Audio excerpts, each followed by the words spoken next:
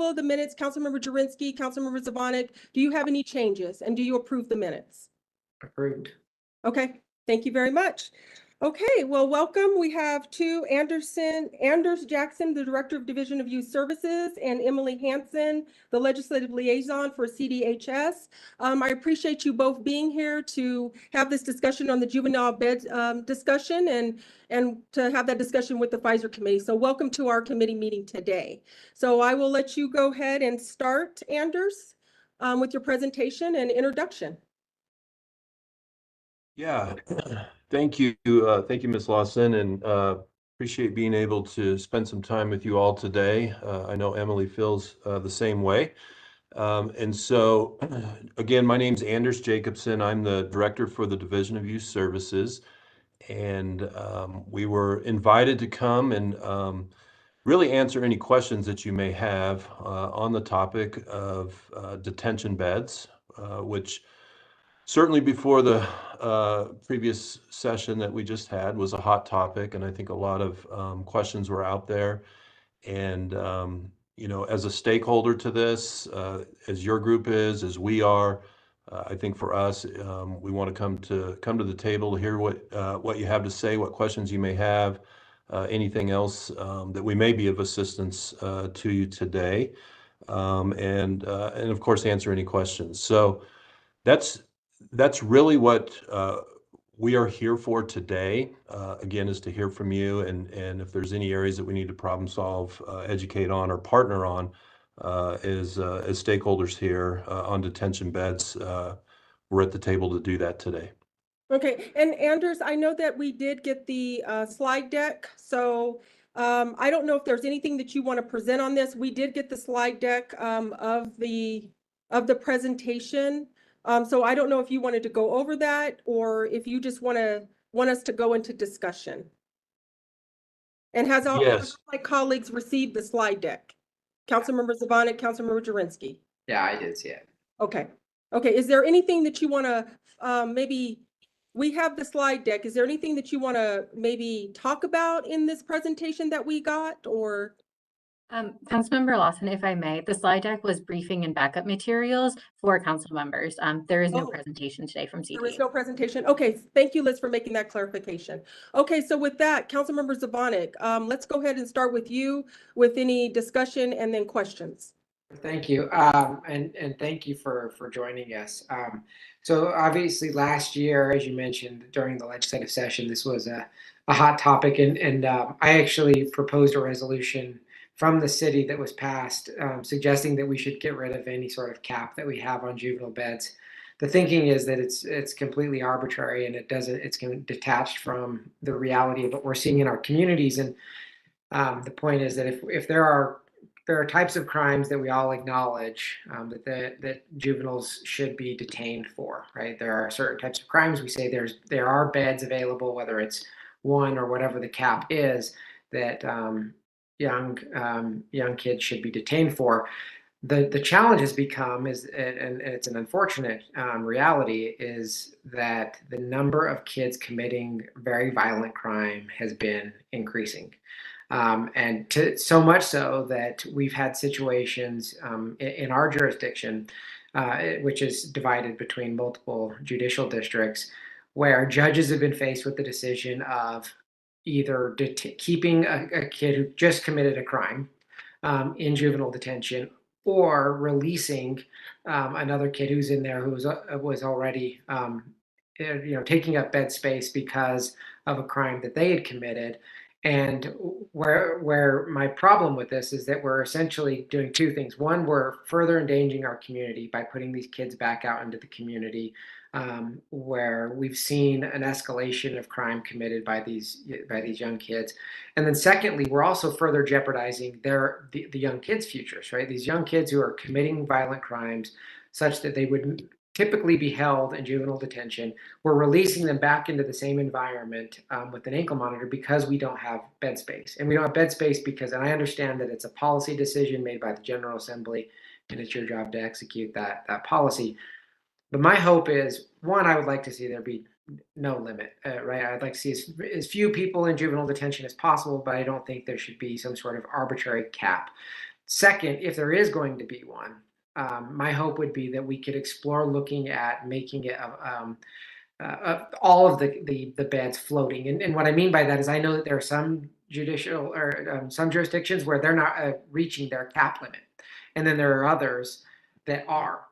So if we can't get rid of it altogether, my hope is that we could look at a way to make the total statewide number a number that is flexible, where if some jurisdictions don't need them, they can be flexed into a jurisdiction that does. And I know that was a lot of talking, but this is an important issue to our community, to our city. And I appreciate you guys being here to have this conversation. And Councilmember Jurinsky, do you want to add something to that? Because I did, before I go into my point, and then maybe ask a couple other individuals to speak. I would just reiterate everything that Councilmember Zvonek said. I supported his resolution to end a cap altogether.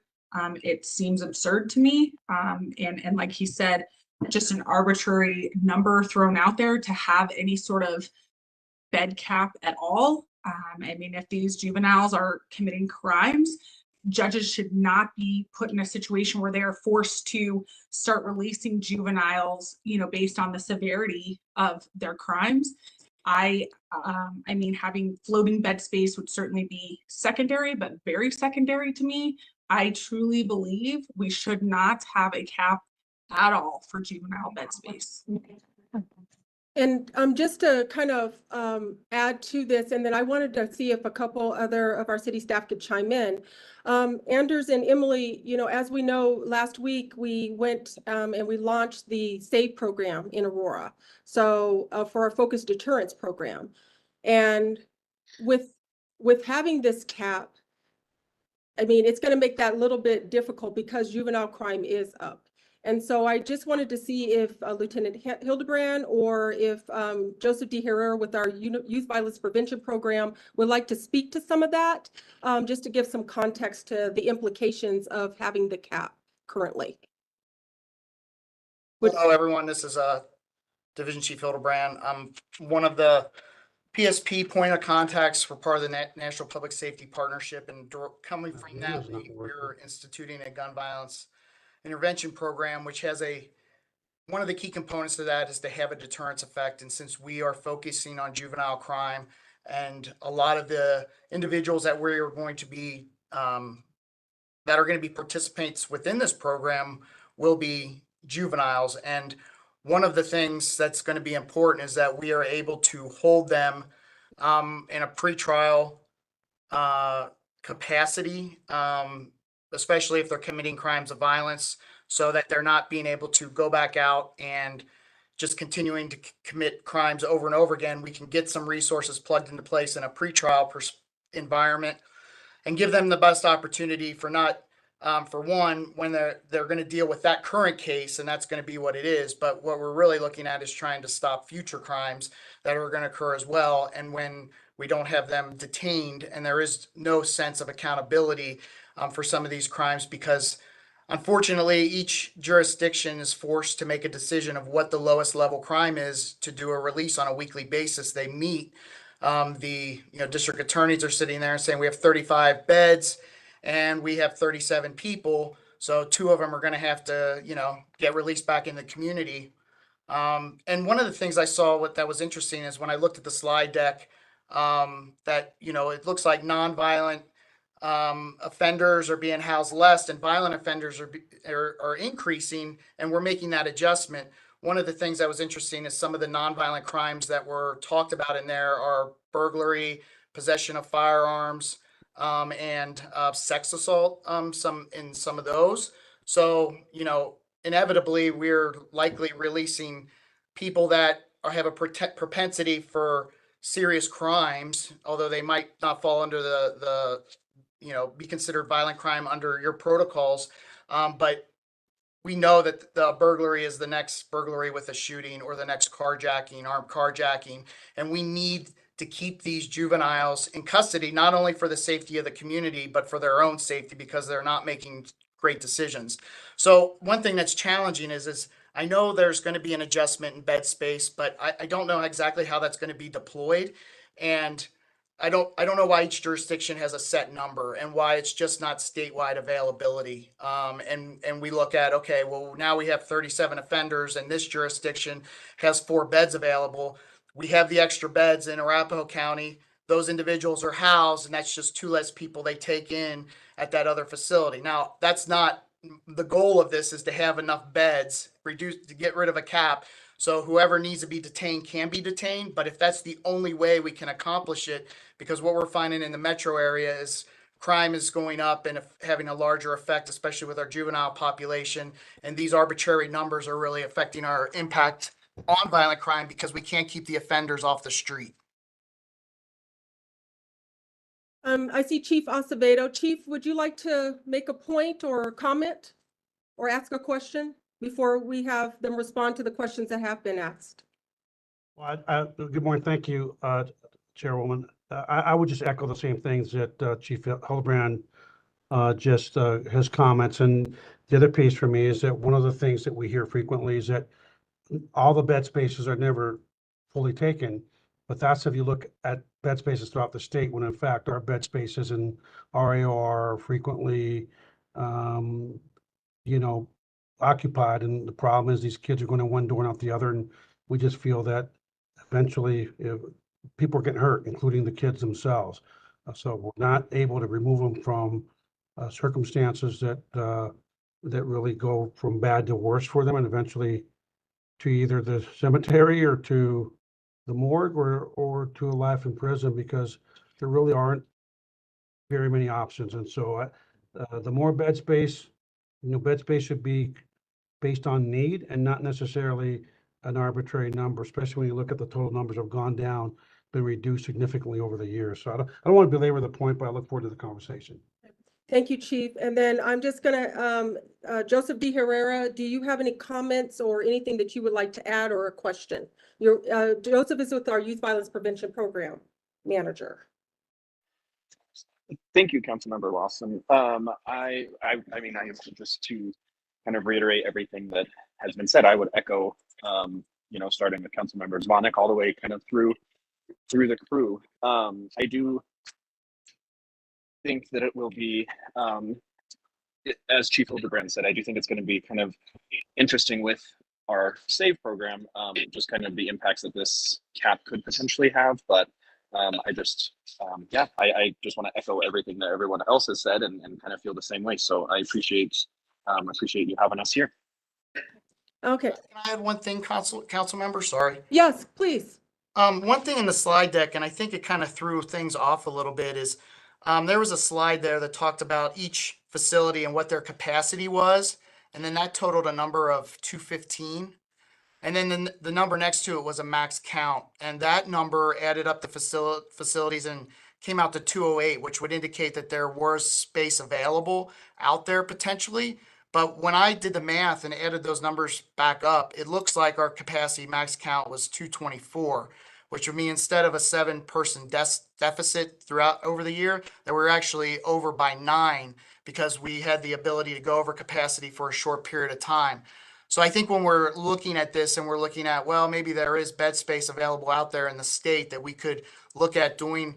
If it is, it's extremely limited and isn't really going to solve the problem. But I want to make sure we're looking at the proper numbers when we're discussing this, because it looks like our need is increasing substantially to address this, and not, we're not managing this effectively, at least from our perspective within our jurisdiction, because we're seeing too many juvenile offenders of serious crimes be released to pretrial, and the electronic monitoring that they're under and supervision is very lax and weak. I mean, these ankle monitors are going dead, and the pretrial doesn't even know that they're dead.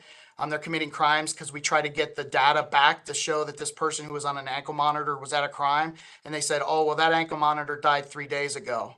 Nobody's following up on this to make sure that there's accountability with that monitoring when they're let out. And I think that's important as an important piece to think about. Okay, thank you. Anders and Emily, so there are some comments and some suggestions there. There are a couple questions that were asked, and maybe if you could address some of those. I don't know if you did you capture everything? So if you could maybe talk on those a little bit, that would be helpful. And then we can maybe move forward with the discussion on some maybe further steps. Yeah, absolutely. Thank you. And I did try and capture as many of those questions as possible. So let me just say, start off by saying one thing real quick, because I think it's important, and forgive me if people already know this well, but if others don't, I want to just make it clear that CDHS and the Division of Youth Services operates detention and we operate commitment. And they're two distinctly different avenues for youth when they come to stay with us. So I want to make that portion clear. Detention is physical custody. And so the way I like to say it is that we serve whoever shows up at our door. We do not have legal custody of that youth when they come to us. It's physical custody, and we are providing the programming for them while they are with us. The courts are the ones that are taking the lead on what they are going to do with that young person while we have physical custody. On the other side of our system, where we do commitment, these are individuals who've already been in detention, they're in their court process, and now they have been adjudicated and sentenced to commitment, where they come to us for a long period of time. Typically, they're with us for about 2 years, but as we're seeing the violence and aggression and the type of crimes increasing, we're seeing a lot more youth come to us 3 to 5 years. And so this is where the long-term youth lands with us in DYS. When they come to detention, statewide, the average length of stay is 22 days. I was just looking in the 18th Judicial District, your average length of stay is 26 days overall for a young person that comes to detention. So I'm going to answer these questions, but I want to say that, as I go around the state and I sit in different meetings, I'm hearing very similar information that I already heard here this morning. So this isn't unique. It isn't new to us. In fact, it was CDHS and DYS that brought the proposal to the Colorado Youth Detention Continuum Advisory Board on a vote to raise the detention bed cap. And just as a little bit of background, the bed cap was 215 when we went forward. Based on our data, our internal data within the Division of Youth Services, we proposed a 22 bed increase. So just a straight lift of the cap. So go from 215 to 237. And then on top of that, we had something unique that came out of the advisory board where they wanted a 15% flex on top of that.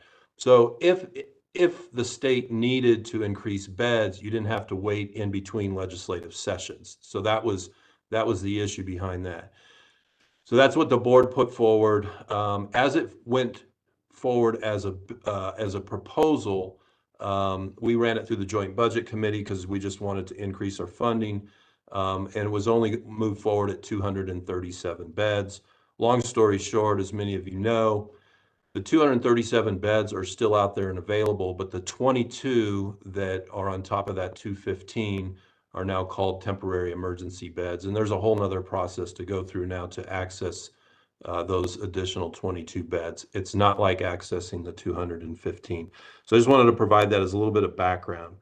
A question came up about floating beds or utilizing the full statewide detention bed cap, and that is an option. That is an option that is available to all judicial districts. So as an example, if the 18th Judicial District was maxed out on their cap at 37 beds and 3 youth were arrested that met criteria to come into detention, and you called the first JD or you called the second JD, the coordinator did, they have open beds, you're asking to borrow a bed from them, and you can borrow that bed from them.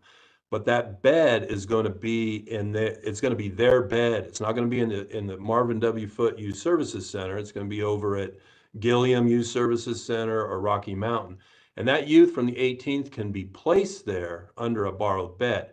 Now, here's the issue. If the first or the second gets to cap and they need their bed back, well, then the 18th has 8 hours they have to relinquish that bed. So there is a caveat there. It's not perfect, but what I'm saying is that there is the option to borrow beds. The 4th JD in El Paso County is a really good example that I use. They have beds they're using beds at Marvin W. Foote Center. they're using beds at the Gilliam Youth Services Center, and they're using beds as far out as Prairie Vista and Adams County and Platte Valley that is out in Greeley. But the sheriff's department is the one that does the transporting.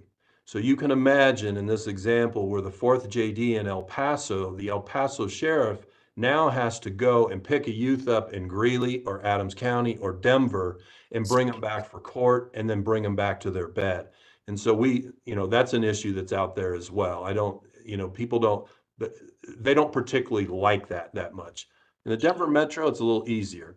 But beds are available. The count is available.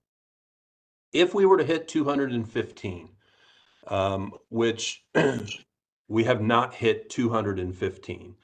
If we hit 215, then coming September 1st, the emergency beds go into place. And there's a little bit of a criteria there that has to be met. One is that the judicial district's bed allocation has been maxed. The second one is that the facility allocation has been maxed. The third one is that there is no bed available within 50 miles of that receiving center for that youth. If those have been maxed, then they can utilize the temporary emergency detention bed. And that's something that goes through the court and it's reviewed regularly. And so the judge has to get involved. So we're going to start seeing that rolling out in this fiscal year for us. We'll see how those beds are utilized. I think that one thing that I do want to say, in addition to borrowed beds, one of the things that we have allowed is what we call flex beds. And it's not, I don't want to paint a picture that this is something that's going to dramatically increase bed availability, but it does allow for an additional 48 hours for a judicial district who is at cap. We will allow them to hold a youth for an additional 48 hours. And the issue behind that is to ensure that upon the next individual's release out of detention, that there's good, thoughtful discussion around how are they going to wrap services around that youth when they go back to the community. The best way to look at it is if you hit cap at 1 a.m. in the morning and you have to release a kid, we don't want to release a kid at 1 a.m. in the morning, so we give the addition.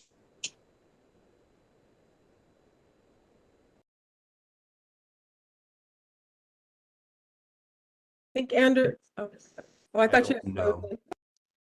Oh, I'm sorry, I froze. Okay, I'm sorry. I was going to say, I haven't seen your packet, so I just want to, I was looking at some of your data in the 18th Judicial District.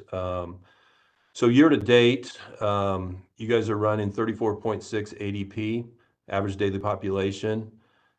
In June, you guys were at 33 ADP. Last year, you had a max of 45 youth at the foot in one day. That's not that they're sleeping over. As you know, detention is fluid. So at midnight, when we put everyone down to bed, they can't go over their bed cap, but you're going to have youth coming in and out all day. So 45 was the high. Looks like you had 463 admits last year, 464 releases. You have 37 beds allocated. And as I said before, the length of stay for your kids are 26 days, which is about 4 days over the state average overall. So that's just some background. We did see a high last fiscal year of 208. And we ran an average daily population statewide at 189. Now, the complexities come in because it's not that easy to look at statewide numbers. Statewide numbers don't always tell the right story. And I think that's what you guys are seeing and what I'm hearing from you. And I hear from other jurisdictions as well, is that, it's hard to say when you're at 208 and there's 7 beds still available in the state. Someone says, well, you haven't used your detention cap. You haven't fully used it. Well, maybe those 7 beds are available in Grand Junction, right? So it's the need is still here in this judicial district. They still need the beds there, but you can't access them because maybe they're too far away. The last thing that I want to say, because this has come up, a couple of you have mentioned this around not having a detention bed cap at all. And it's an interesting comment because it's one that I've actually brought up previously as well. Because there is criteria in statute that outlines requirements for an individual to get into detention, that in and of itself should be enough, right? It's if you meet criteria, then you meet criteria. And I think that that's something that, you know, we're a stakeholder in this as well when we go forward and have meetings or speak with other legislators. And that has been a discussion that's been out there far and wide. And again, there is criteria, and if you meet criteria to go into detention, then you should come into detention. Yeah. I don't think we want to have just a blanket statement that says no detention cap, send anybody you want. That part I don't agree with. I've done this now for 29 years, and you know, early on, before we had caps, we had kids that came to detention that had no business being in detention.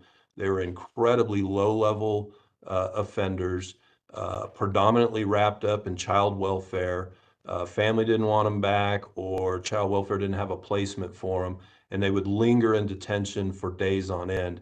And these are not the youth that we're describing today, the deep end violent offender that's committing significant crimes and or losing their own life on the street. And so, again, having the definition and then a screening instrument and process for who comes into detention, to me, is vitally important and far more important than whether or not you have a cap. You should have the right youth in detention, not just anybody in detention. So I'm gonna stop there. Yeah, we talked. I was just gonna, One second. Okay, Councilmember Zvonek, and then we'll go with Councilmember Jurinsky. Thank you. And that last point is exactly the point that we made last year when we passed the resolution to get rid of the bed cap. It wasn't to in any way lessen the criteria for those to be detained. It was to simply say, we've set up criteria, as you've described, for kids who should be detained. And regardless if it's one person or 300 people that meet that criteria, well, they should, you know, we shouldn't have a cap, which is completely arbitrary on the number of people who can be detained, assuming they meet that criteria. And so I think that there's alignment there. And I think that to me makes more sense than having a cap and then having the ability to transport a kid here and there, because that creates logistical challenges. Because as you pointed out, you know, a lot of I would assume, and I'm fairly safe in saying that with assumption, is that the jurisdictions that are probably meeting their cap are mostly in the metro area, which means we would be sending kids way out state if we did in fact reach our beds. In fact, talking to the DA in the 18th, that's been the challenge that they've run into at times. So I think we agree with you there, and I would hope that during this upcoming session there can be more conversations along those lines of just not having a cap and not necessarily impacting the criteria for which kids would be detained. Councilmember Jurinsky. Yeah, thank you. Yeah, you said that we haven't met our bed cap, but I feel like that's a very loose statement you're making, because then you also said, you know, maybe we still have 7 beds available on the western slope, like in Grand Junction. And that is the fact. That is the fact. We haven't met the bed cap because the Denver metro area isn't sending kids to where we still have additional bed space. And that's what Councilmember had talked about maybe floating bed space. I still think there should be no cap, but the Denver metro area judges are operating under the assumption that there is no space because the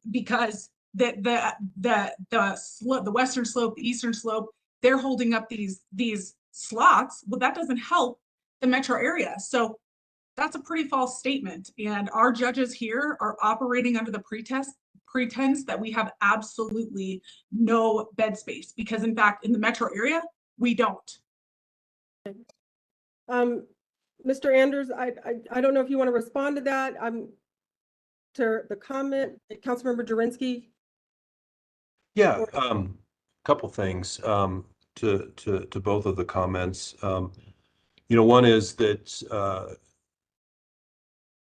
the discussion or issues that have come forward where people are advocating not to have any bed cap whatsoever. And again, I hear at least we're in alignment as stakeholders around we should still have criteria for who comes into detention. And then, of course, from my perspective as well, and so with Emily's as well, is we have to operate detention. And so we have to have some sort of idea of a budget, right? So we have to keep that in mind as well. You have to have some idea of a budget. So you have to have some idea of what type of bed space is going to be available based on the buildings that we have, the pods that we have, the rooms that we have, and the staffing that you would need to bring in to ensure that you could handle the amount of youth that come to us. I think it goes without saying that nobody would want to overcrowd detention centers and underfund them and not have the right amount of correctional officers and other staff to adequately take care of them. So there is a little bit of that I think, I'm a proponent of. If you meet the definition by statute, then you meet the definition by statute to be in detention. You'd always have to kind of keep a little bit of a tab on. Still got to be able to have the right funding there.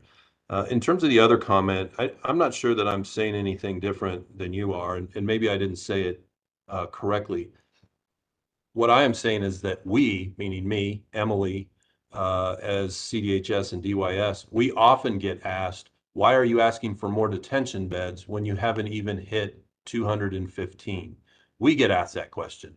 And what we try and say back, and it's hard, is to say it's not always about the statewide allocation of 215. That's not always the issue. It can get very, very local into a specific judicial district. And as we're seeing today, is that we haven't seen in years past, is we're getting group arrests now. We used to get one kid come in, right? And then another kid comes in. Now you're getting 3, 4, 5. We've even seen upwards of 13 kids being arrested on a single type of crime. And so it's a big deal. And all of a sudden that judicial district is handed that responsibility to have to deal with the major arrests that may have taken place. And their bed cap may be close to being reached or exceeded. And even though the statewide 215 hasn't been met, this judicial district really doesn't have the flexibility or the ability to easily bring those youth into detention. There's a lot of work that has to be done in order to make that happen, and they have to branch out. So I was giving the most extreme example of when they tell me, Anders, you haven't even hit 215, why are you asking for more beds? And my example would be, again, a group arrest, you're not going to transport them up to Grand Junction. So I think we're saying the same thing. Okay, so we're gonna, because we could go on and on with this discussion. So before we wrap this up, and I'll make my final comment, and I guess I have a question. Deputy Chief Hildebrand and Chief Acevedo, do you have any additional questions or comments based on what Anders has provided on the questions that were addressed by the council members and yourselves? I just had 2 quick things. And I don't know if this will address what the chief might have or not. So the 208 number, that's where I was like, when I added it up off the slide deck, and that's the number, mine came up that when I do the addition, it comes up to exceeding the bed count for a period of time, and that we actually did reach the bed count. So I don't know if there's a way just to look at that and confirm that 208 number as being below what the bed cap was. That was just one question that didn't jive with what was on the slide deck and what we're using as our figures. The other thing is why are we limited in the ability, because transporting them to another facility isn't really conducive, but why can't the bed count cap, if we're allotted 35 in Arapahoe and our needs increase, why can't a reduction occur even for a short period of time from another jurisdiction And then instead of we're borrowing that bed, but taking them there, we're borrowing that bed and keeping them within our facility. And it just reduces the number of that jurisdiction for a period of time. Why does it require a transport? Is that statutorily a requirement? Like how does that come to be? And is that something that can be potentially looked at as an adjustment?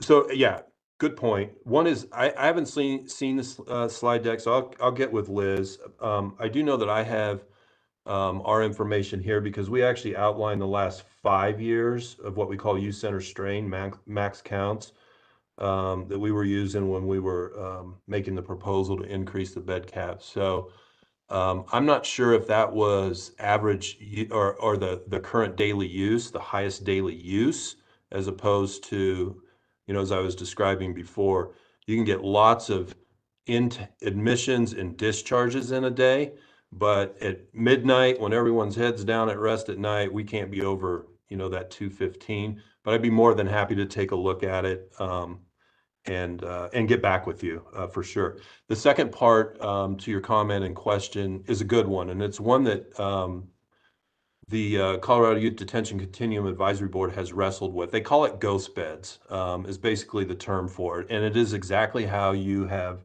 described it, which is, well, if the foot has 5 open beds that above their, literally 5 more beds in their program above their cap, why can't we just transport the kids right there and borrow those beds from the 10th and the 9th and the 7th? And then they just are there and we're borrowing them for that period of time. That is something that the advisory board is going to discuss further. It is not in statute that you can or can't do it. It is a process, but there's two caveats there. One, as you heard me speak before, if one of those judicial districts needs their bed back, then you have 8 hours to relinquish it. So it puts everybody in a spin again to find out what do we do with this kid, or who do we release. And so that's one issue. And then the second issue is, and this is where I think our advisory board will have to have some further discussion is, well, how many quote unquote ghost beds could each one of the detention centers actually go up to? So it'd kind of be a both and to what you're describing, right? So it wouldn't be, as an example, there's 100 beds in the physical plant a foot, but your cap is 37, as an example. Like you couldn't take foot to 80. That's extreme, but you get my point. Like you couldn't take them to 80 just because. And again, it goes back to being able to be resourced appropriately, have the right amount of officers in there, the right amount of services available. But it's something that should be discussed. And so your point's a good one, and I've made note of it to ensure that discussion takes place at our next advisory board meeting. And we're happy to report back out. And any of you can reach out to me directly or to Emily as well, but we're happy to report back out kind of where we're at with that discussion. It has happened in the past. I think it could happen in the future, but that would have to be voted on. And I think there would be some stipulations with it, but it could ease the transport issue. And the last thing I'll say, I know you guys have a lot of business to do. The last thing I'll say is that the ghost bed process works well for some judicial districts and it doesn't work well for others. Because again, Foote is a larger facility that has additional beds within that facility based on its physical plant, whereas other detention centers that we operate don't have those additional beds in their physical plant above and beyond their cap.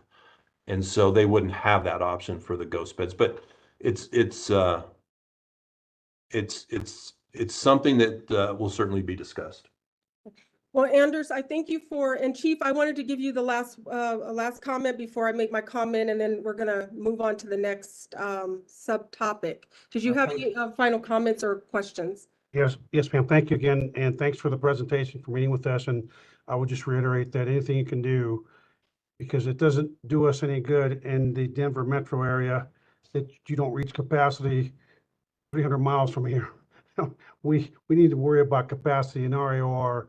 And the last thing I would say, is there any way for at least me to go visit our facility here locally so I can have an understanding and appreciation for what the capacities are, and then so we can push harder to help you get the bed space, those ghost beds, so we can go over capacity, so we can meet the daily needs of our community and keep the kids safe and the community safe. Yeah, absolutely, Chief. And between Emily and probably Liz, we can get your information, and you're welcome out at any one of our youth centers whenever you would like, and we'll make that happen. We'd love to tour you around and let you know what we do in DYS, and we can look at physical plant and bed space and have a good conversation. So we look forward to it. Thank you very much. I look forward to that. And Anders and Emily, thank you for being here at our Pfizer meeting. I did make some notes, and Emily, I just have a question from you from the legislative point. It looks like there's some things within the criteria that we could possibly, maybe discuss as with the legislative session, maybe through our lobbyists and maybe through some of our legislators. It looks like there's some issues, some things that we could bring forth maybe to work on or have a discussion, possibly maybe for the next legislative session. We did do a resolution on the no cap. We had this discussion. I hope we're going to have another follow-up, but I'm kind of looking at being proactive and maybe what we can do right now and to the legislative session. So can you just briefly just comment on that possibility or some things that we could do? Yeah, definitely. And I work pretty closely with Peggy and Cammie down at the legislature on any bills that come through. They were extremely helpful with House Bill 1307, which is the bill we were referencing that gave us the ability for those emergency beds. Just anything legislatively from the department perspective, we have a process we have to go through with the governor's office for how we engage in legislation. So anything officially bill-wise, like I have to go through kind of those pieces. But from a conversation perspective, or if we're trying to work through ideas or come up with like what would changes look like in statute, I am always available to have those conversations. I'm always available to help brainstorm. I definitely always pull Anders in because he's the expert in the work. But if there's anything we want to find some time later on to work through of what might be some legislative options for next year, I'm always happy to meet with it. It's just when it comes to the department proactively pushing something or engaging at that level, I have a process. I am more than happy to always go through that when we need to, but I always want to have the conversations. Okay, well, thank you both. If there's no other comments, thank you, Anders. Thank you, Emily, for being here and having the discussion. And we will be following up, but I really appreciate your time today. Take care. Have a nice weekend. Thank you. Okay, we'll move on to our next, Lori, federal legislative update. You're muted. Good morning, everyone. Hope you're doing well. Right now, Congress is in recess. The Senate comes back right after Labor Day, September 5th, and the House comes back on September 13th. To give you a quick update, before they recessed the last week of July, the Senate Appropriations Committee was able to pass all 12 of their bills, but yet they have not considered any on the Senate floor.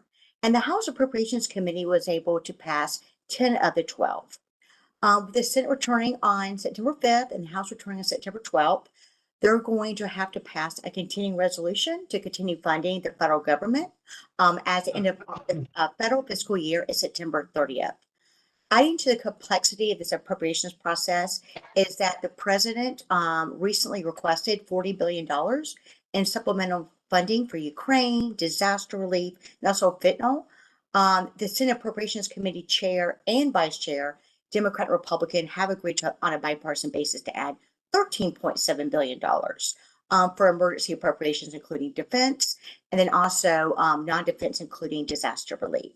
However, the House is yet to approve the supplemental funding. So right now, Republicans and Democratic staff and members are using this month during recess to help negotiate and counting votes to advance the continuing resolution before the end of the year.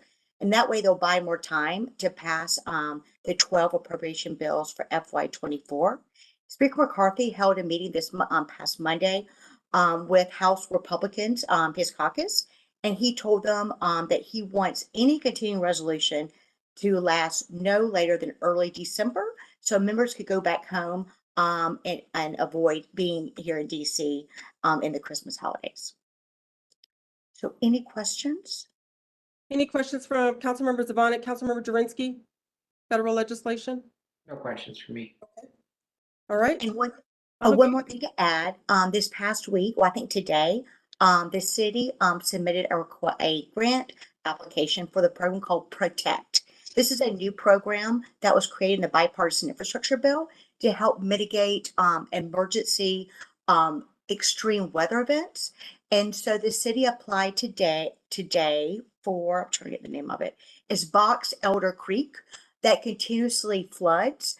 And it really is eroding the roadway. And I think, as you probably know, saw in the press and experienced, that they're still having issues with the roads. And they unfortunately had some, residents that had not gotten into trouble, but, had difficulty getting through the roads and made it really difficult for them and also emergency vehicles. I think they put together a great application. I helped review it as well and gave some recommendations. So hopefully, fingers crossed, they'll be successful. And Lori, for that Protect grant, when is I know they submitted it today. What's the time frame to get a decision? So good question. It's a new program, and the infrastructure bill did not give a deadline, unlike other awards like RAISE. I'm thinking 3 or 4 months. It'll get done this year. They're trying to get as much awards out and announced before the election year next year, and also so they can go ahead and issue additional NOFOs early next year. Okay. Thank you very much. And thank you for the update. And you have a great weekend. You too. Bye. Okay, our state legislative update, and we have Peggy and Cammie, and I don't see Totsy, but is she on there? Okay. Okay, go ahead, Peggy. Hello, happy Friday to everybody. Quick update, as you know, we are still in the legislative interim. So legislative interim committees, task forces are starting to meet. Legislators are starting to work on ideas for next session. And we are meeting with legislators. We've set up several meetings for Councilwoman Lawson and the mayor with some of our delegation, continuing to work on those meetings. I would encourage you also, Councilwoman, if we want to continue this discussion about juvenile beds, those meetings are a great opportunity to take the time to educate our delegation, let them know that this is important.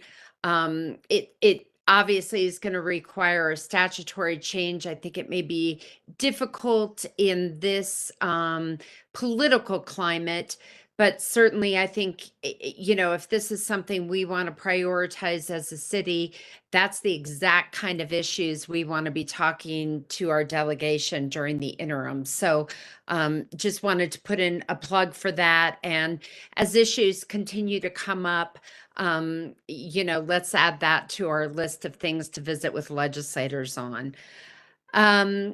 So just wanted to kind of give you an update on a couple of issues that have come up as we've met with legislators. Certainly Senate Bill 213, affordable housing, the governor's land use bill, continues to be a huge issue. Representative Woodward, who was one of the sponsors last year, has indicated that he's looking at running several bills that would pull out individual issues, whether it's TODs or ADUs or any other acronym that was in that 160-page bill. It looks like he is going to try to do some individual legislation to address some of those issues. Not quite sure what those look like or what they'll be. Representative Froelich, who we met with as well, has also indicated that she's looking at potentially running legislation that would address ADUs as a right, TODs within a quarter mile of transit, and probably some additional issues that she's looking at from the bill from last year. There was a meeting on Monday that CML put together with CCI, home builders, the governor's office, and some other folks. And the idea was to kind of start to convene folks to have conversations around affordable housing. My understanding, I was not able to join the meeting, but my understanding is that it was okay. There weren't any, big resolutions or meeting of minds on what legislation should look like for next year. Senator Kirkmeyer and Zenzinger are looking at bringing legislation that is based off the strike below that passed the Senate. So it was a much more honed in bill that looked at addressing affordable housing in a bipartisan manner that did not have the mandates on local government, take away local control, those sort of things. It would probably have some tweaks to it since that was such a quick turnaround last year. There's definitely some cleanup, but this would likely be the local government bill. They're also interested in putting in some of the construction defects language that was missing from all discussions last year. Home builders are trying to bat around what would be helpful for some of the developers and potentially improve the possibility of having condos built in the metro area. They're looking at maybe right to repair, delegation of duties, statewide warranty standards. So they're trying to really pinpoint what some construction defects changes might be. Of course, the other side of that is that the trial lawyers will come unleashed if construction defect changes are made. So the drama around land use and affordable housing continues. Another thing that's happened in the last couple weeks is the governor has indicated he's going to issue an executive order asking for an internal review of departments that touch housing. It includes almost all the departments except for ag, I think. I think one of the questions that's come up is an internal review. Are we really going to get information that's going to be helpful in the discussion? I do know that there has been a letter that was sent to the governor from some of the housing authorities pointing out some of the concerns that they have with some of the departments and the slowdown that those departments have put in front of housing authorities who are trying to put affordable housing on the market. So lots going on in this space. Couple other issues that I know are coming for next session. Senator Winters looking at a multimodal transportation changes for the MMOs so that local governments might be able to get more money for transit. She too is looking at TODs and perhaps doing a change of governance for RTDs. This would all be in one bill, so it'll be a dense bill. I understand that there's some other legislation around RTDs that may look at reorganizing what the board looks like, perhaps making some of the positions that are currently elected positions appointments. So I expect that we'll see a lot around RTD as well. That's kind of the stuff that I've heard of lately that we're going to see for next session. I know Cammie was going to talk a little bit about the changes that we might see about around 1, 2, 3 as well. Okay, go ahead, Cammie. We had a very productive meeting with Representative Lindsay, specifically around affordable housing and Proposition 123 and concerns that the city has with regard to the 3%. Representative Lindsay shares those same concerns and is willing to work with us and listen to our specific concerns and possibly look at legislation. Right now, we're working through the process, reaching out to CML and other stakeholders, and Liz can probably speak better to it since she's been in those direct conversations. But I think we're going to go ahead and kind of give organizations a chance to kind of get their ducks in a row and marching orders forward. But that definitely has been a part of our conversations that have come up, and I expect that will continue to come up in our September meetings. Thank you, Cammie and Peggy. There's quite a bit going to be happening. Looks like it's going to be an interesting legislative session 2024. So Councilmember Zvonek, Councilmember Jurinsky, do you have any questions or comments about the summary that was given by Cammie and Peggy? I don't. Okay. Okay. Thank you so much, you both. I appreciate it. Thank you. Have a great weekend. You too. Okay, Scott, you're going to give us a short update, I hope, on the broadband. Yes, ma'am. Let me just bring the presentation up. Okay. You know if you see that in presentation mode or if you're just seeing the tiles. A little blurred out on the left, but I think we can kind of see it. Okay. Kind of dark on the left. Yeah, I should have picked a better theme. Okay, go ahead. All right. So we'll run through this. My understanding is the last meeting that the committee asked for an update on our broadband efforts here at the city. So we have taken a few steps in a number of different areas, specifically back in 2022, led mostly by Public Works. I give them great kudos because they've had a lot of thought leadership in this area. They initiated an effort with a third-party consultant to develop a fiber master plan for the city, and they coordinated that with us in IT as well as Aurora Water. The purpose of that master plan was to identify the key deliverables to overall provide fiber backbone across the city. And they did break that up in their recommendation based on achievable milestones and what their estimated funding would be to do those areas. The goals behind that specific plan are to provide better connectivity for the traffic signals. So Public Works has a high interest in upgrading the connectivity to all the traffic signals across the city. Today, they use a wireless radio-based solution.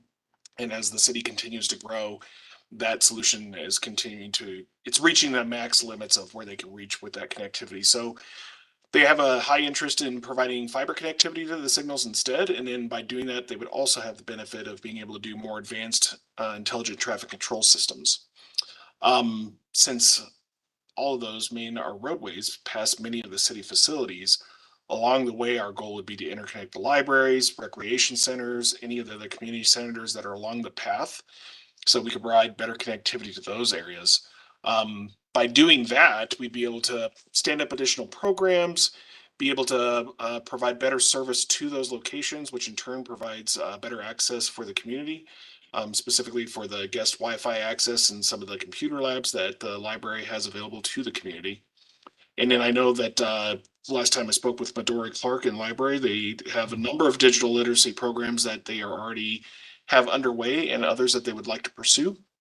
But of course, it requires some of that additional broadband access, which should help out. But areas of focus is around the telehealth, teleeducation, job aids, career building services, and things of those natures.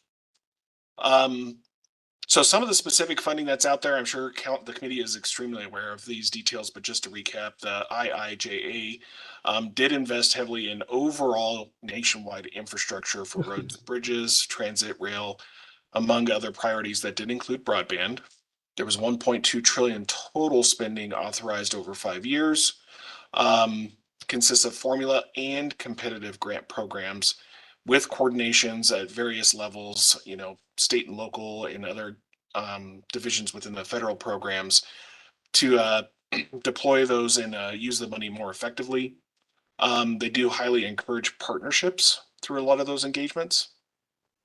And so the city in last year hired an outside consulting firm also called HDR that was specifically brought on board to evaluate the notice of funding opportunities that would come out through those different programs, what the criteria were to apply for the grants, whether or not you were qualified, the eligibility, what those fundings had to be used for, as well as the ability when we hired HDR was to assist with the grant writing to position us for success and be able to apply for those projects as they were applicable. The IIJA, I'm sorry, go ahead. Oh, thought I had Continue, better Scott. your Go question. ahead Okay. and continue, Scott. The IIJA broadband funding will be specifically flowing through each state. And in Colorado, they did stand up the specific Colorado broadband office, which I know that you're aware of from last month's presentation. And they are helping to funnel from the state level a lot of these different grant programs and administer those as well. So there's a couple other opportunities that have been out there. With the one that was most recent was the Capital Projects Fund under the Advanced Colorado Program. But that was really geared to provide funding for last mile connectivity to either homes or businesses in areas that are either unserved or underserved. Now, we definitely have both unserved and underserved portions of the community in this, within the city, but we don't have existing middle mile infrastructure that we could tie into. So we weren't qualified for that particular fund. There is another funding program that is going to be coming out next year, the Broadband Equity, Access, and Deployment Program. That does set aside specific money to expand high-speed access through planning, infrastructure deployment, as well as some adoption programs, to be able to assist community members to actually gain access to that. As of just this last June, the Colorado Broadband Office did receive just under 827 million of those funds, and they are planning to start distributing those funds via grants in 2024. But as of right now, we still don't have details around those programs, so we're closely monitoring it to see what the requirements would be and whether or not we could qualify. There are some other state opportunities that are underway that we've been evaluating. Again, doesn't look like we're quite a good fit for it. DOLA specifically had a Energy and Mineral Impact Assistance Fund, but those again were really targeted middle mile projects, and they were really funding specifically rural communities. And it didn't look like, based on the criteria, we're really qualify as a good fit for that funding opportunity. They're really looking at the more rural and mountainous areas and how to deploy infrastructure throughout there. The digital equity capacity funds will be sub-awarded to community coalitions in 2024 with the goal of increasing digital equity throughout the state. And so the details around that particular program are still forthcoming. We don't have those details yet. The Colorado Digital Navigator Program is intended to increase the equity again across the state by deploying digital navigators to support individuals with technology access and training. So this would very much align with some of the goals that Midori had for the library programs, to be able to help transition folks who maybe just haven't had access or great access in the past and need assistance with things like, here's how you create a job profile on LinkedIn, and here's how you can write effective resumes, and here's how you can apply to multiple job boards. So the state is currently identifying intermediary sites, and details are still forthcoming on that. So it may not be something we can do specifically at the library, but we'll definitely be checking into that as that evolves. Changing gears a little bit on another program under Dr.Cog. Now, Public Works has applied for some funding under Dr.Cog. They've applied for $736,000 of a communications infrastructure upgrade. Again, for their goal of deploying the overall intelligent traffic control system, they would like to have a traffic management center. So applied for 1.1 million there. And then the signaling equipment upgrades itself is just over 1 million that they've applied. Those applications were just submitted, believe either mid or end of July.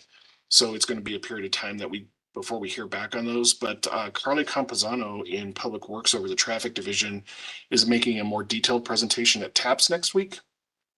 And so she'll have a lot more of the latest and greatest on what those programs will cover and what the timelines are to hear back on those. But again, a lot of the stuff that we'd already talked about is really focused around the communication systems, the equipment that's actually used at the towers, or I'm sorry, at each of the traffic signals, and then as well as the overall management center to go with it.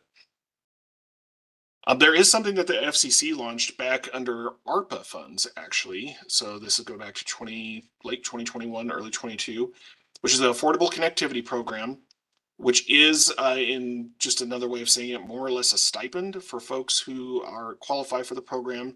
They can qualify for up to $30 per month off their home internet service. That's specifically targeted for those that are in government assistance programs or households with income less than 200% of the federal poverty level, and with households that have students eligible for free or reduced price meals. We originally promoted some of this material when the FCC first released it. The program is still ongoing. They still have funding available.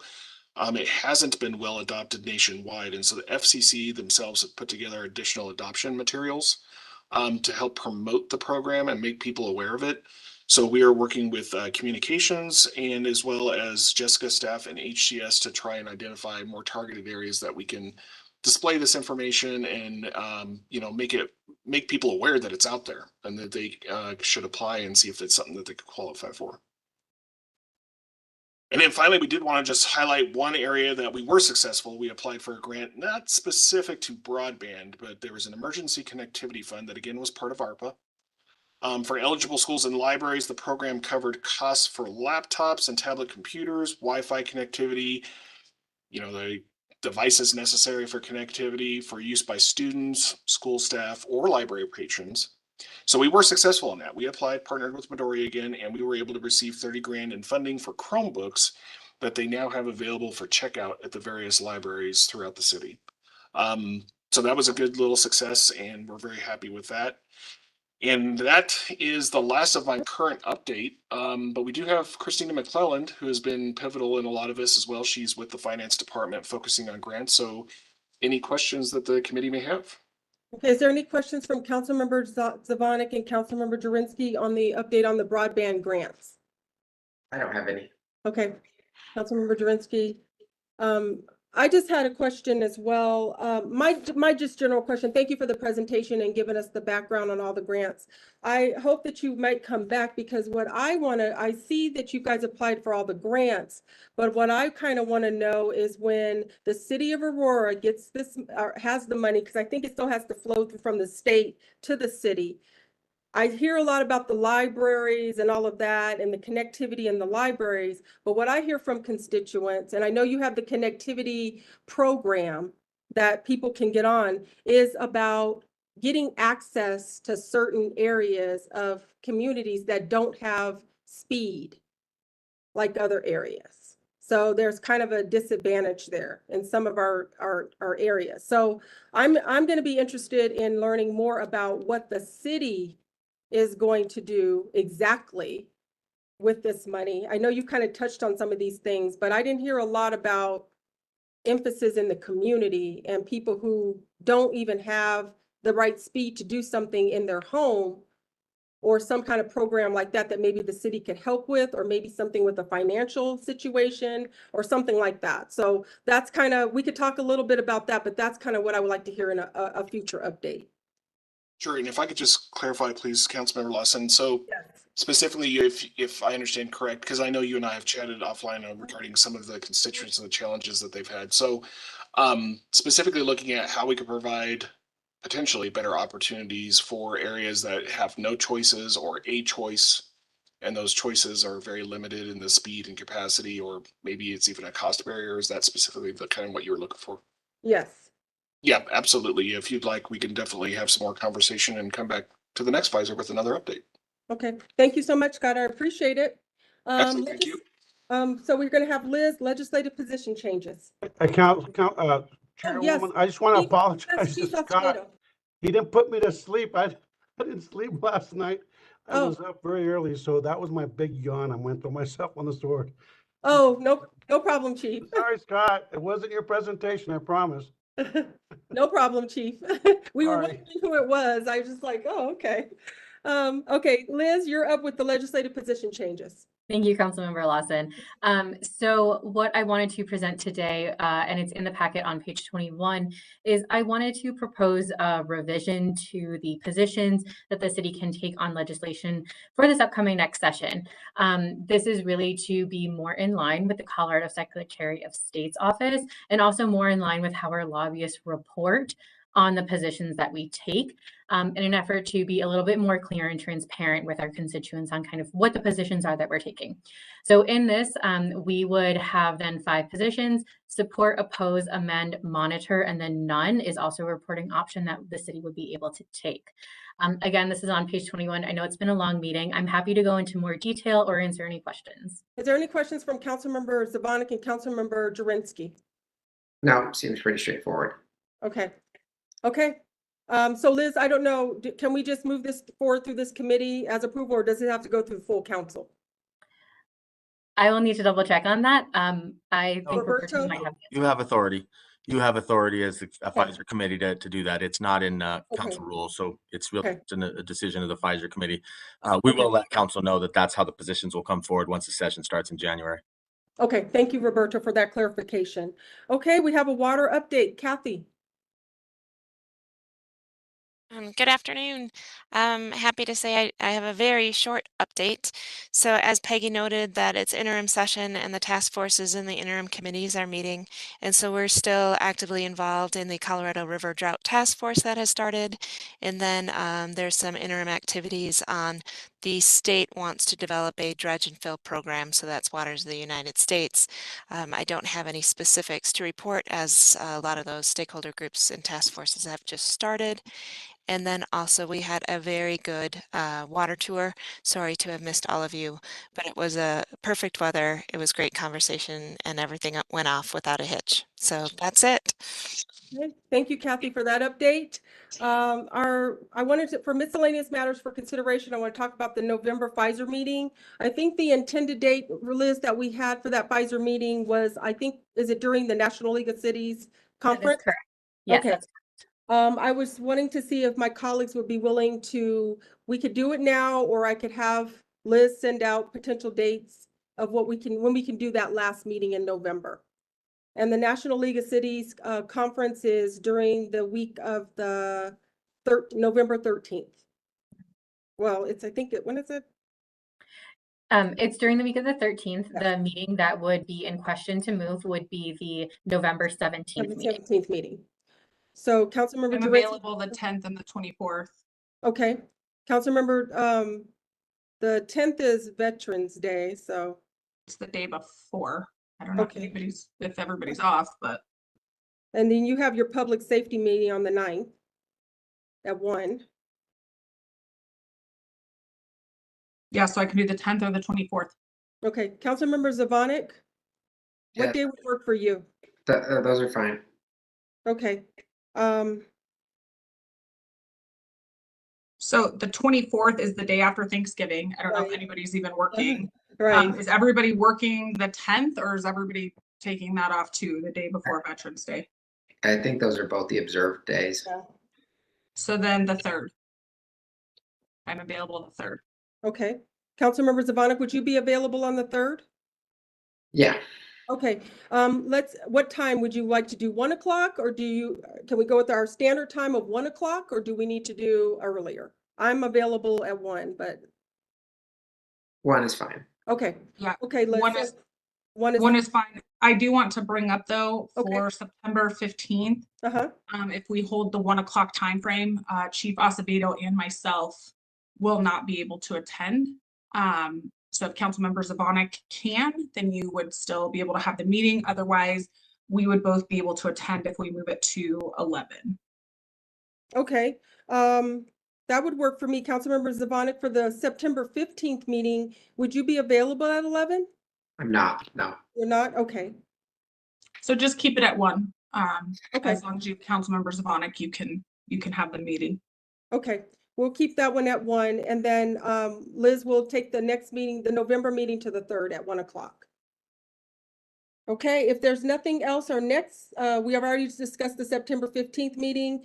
If there's nothing else, everyone have a good weekend. Appreciate it. You too. Bye. See ya.